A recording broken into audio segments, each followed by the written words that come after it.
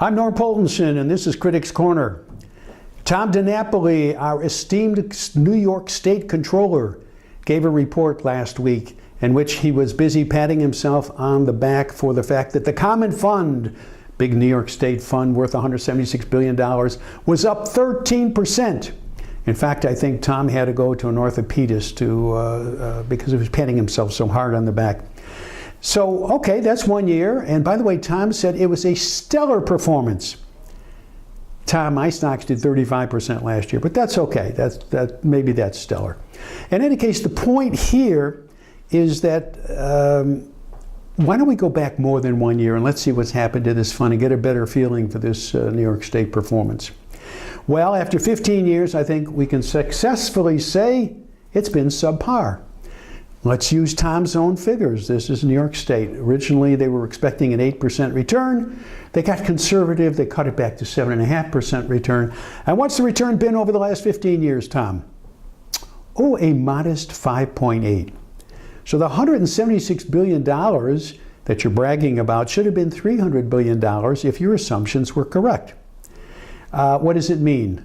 Well, in terms of looking at the benefits, and I'm taking the same 15-year period going back to the year 2000, if we look at this period, what's happened in terms of the payout and benefits to the people who are in the Common Fund? Those recipients have gone from getting $3.7 billion up to $9.4 billion. Tom, that's a 7.4% growth rate. How about contributions to the fund by the people who are in the fund, Tom? What's happened there? Well, in the year 2000, they kicked in $423 million. Last year, they kicked in $269 million. Wait a minute, Tom, that means the people who are receiving the funds are actually contributing less to the funds. Interesting. So who's picking up the difference, Tom? The lucky taxpayers.